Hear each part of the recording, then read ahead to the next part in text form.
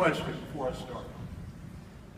How many of you were born before 1994? Hold your hands up if you were born before 1994.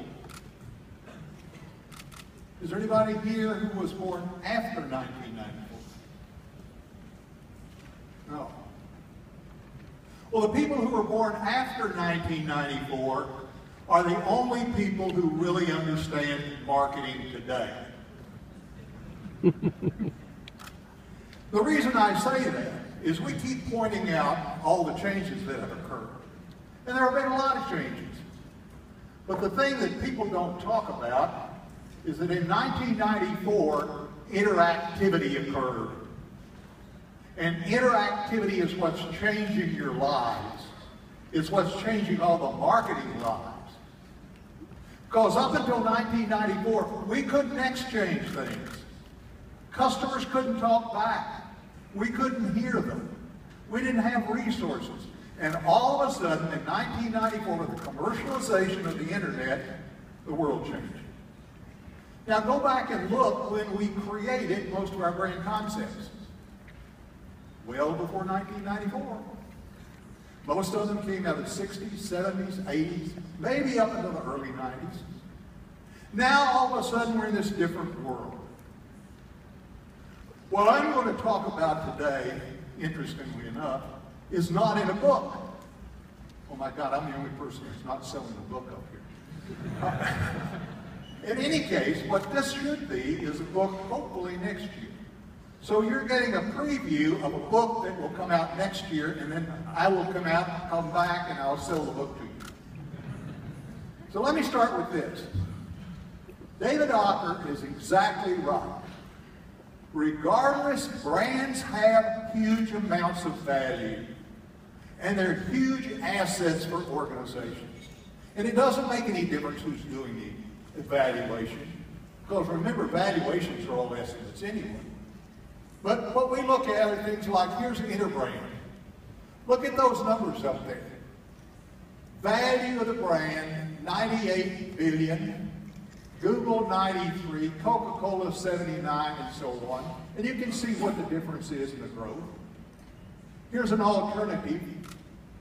This is one called from Brand Finance. Notice they're not the same because we evaluate brands differently and people look at them differently. And the real point of all of this is fairly simple. Brands have huge value.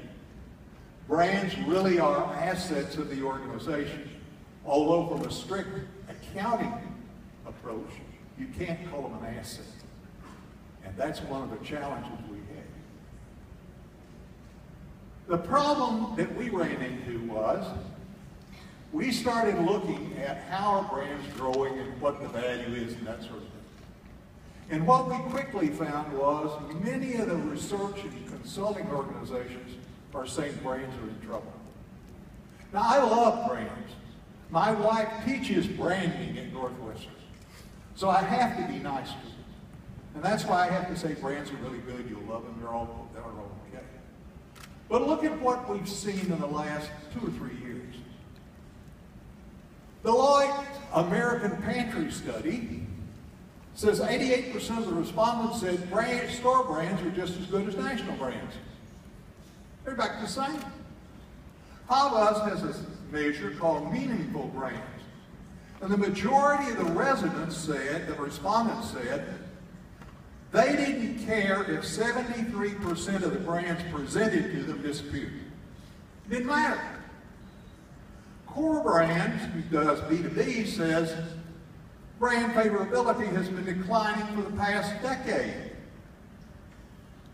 Brand Asset Evaluator, which used to be a part of Y&R, but a separate consulting organization now, said starting in 2008, brands lost more equity than they gained. Well, that's a really serious problem. Here's the research we've been doing. We have a little database of 1,100,000 consumer responses from online studies. Covers 73 product categories, 1,529 individual brands. We also know what media forms consumers use, 31 media forms, 23 of the in-store media forms. And we know how much media they consume. Not how much was sent out, not how much was spent, but how much time consumers spent with the various media forms.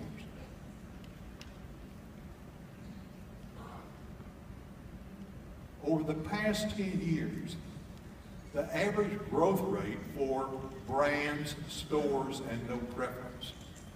The average growth rate for manufacturer brands and consumer product categories declined by 1.68%. The store aggregated return declined by 0.98%. And the stated preference of the consumers, the 1,100,000 who responded, 1.38% grew by saying no brand preference in this category.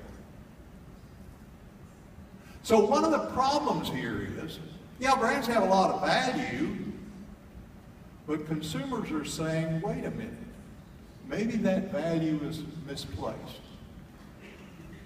Are brands really in trouble? Now, the data I just showed you is all for consumer product companies. It's all in the U.S. It's over a 10-year period. And it is self-reported data. But then there is no research that isn't self-reported. It's all self-reported. What this says is brand preferences and no brand preference is increasing, and does that mean commoditization? The signs really aren't very good. So what's impacting the brands? We said, well, we figured this out. We see the brand preference going down. What's going on? The highest correlation we can find is between increases in social media and increases in no brand preference. Now everybody's running around saying, oh boy, social media is the savior of the world. It's going to save marketing, it's going to save manufacturing, it's going to save companies. The only people that likely to save are the social media organizations who are collecting huge amounts of money for not doing anything. And let me show you what we find when we start to look at the research.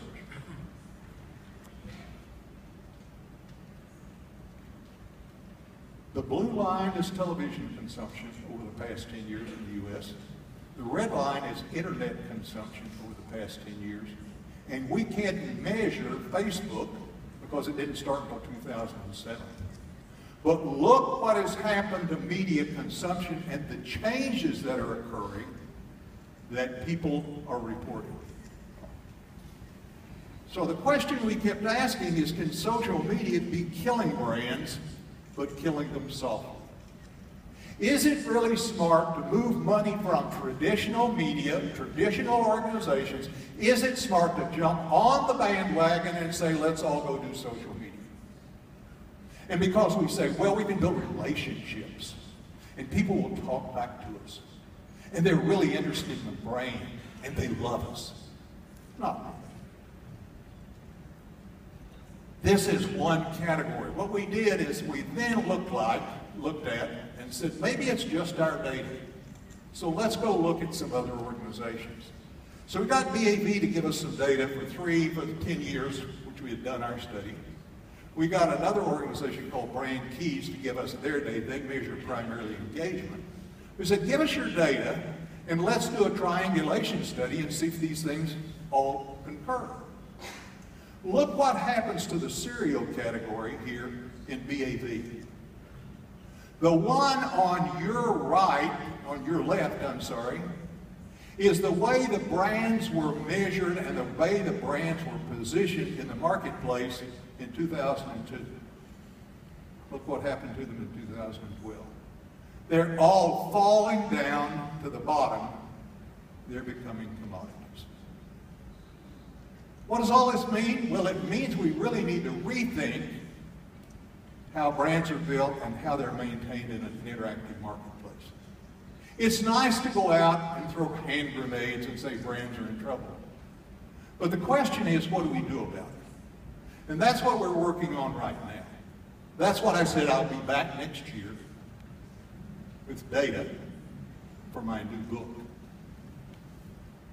What it really suggests is a radically new research agenda for brands and branding, far beyond what we've done historically and traditionally. Here's what we likely should be studying going forward. Shifting from attitudinal to behavioral measures of customer brand affinity. It's not necessarily what people say, it's what they do. And if you look at big data is behavioral data generally, and it's what people do when they vote with their pocketbook, not when they vote with their voice. So we probably ought to be looking at behavioral measures of customer brand and affinity and value. The second thing that we're convinced is that by and large you need longitudinal data. If you look at most of the things we do today, they're snapshots. We go out and we look at the brand in a particular period of time for a particular market, for a particular situation. You can't make any sense out of any of this unless you look at it over time. So longitudinal data is critical in all of this. The third thing was the thing I talked about this morning. You really need to think about networked systems, not simply short-term effects. Most everything we do today is trying to measure short-term returns. Brands do not live in the short term. Brands grow over time, they expand over time, and they develop over time. That's part of the challenge for emerging countries because they are unwilling or don't have the resources to invest in a brand over a period of time and continue to support it. The fourth thing is we need to develop multidimensional models. Everything about the brand is connected to everything else. You can't separate the brand out and look at it separately and individually.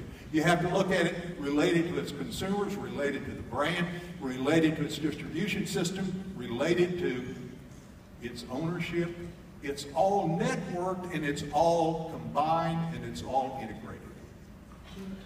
Clearly, and David mentioned this earlier, you have to focus on the financial value of brands and money. Brands to make any sense. That is, if you spend money on brands, you better get money back. If you spend money on brands and you don't get any money back, you're wasting your time and effort. And area number 6 is we need to really expand our connections and inclusions. Brands are not built by marketing. Brands are built by the entire organization who combines to create something that people see and think have value. And that's when they're willing to share. That's when they're willing to pay, and that's when they're even willing to pay a premium. So part of the problem is you can't isolate the brand in the marketing function because the brand is part of the entire system. The question I'll leave you with, and you can answer, has marketing failed brands or have brands failed consumers? Thank you.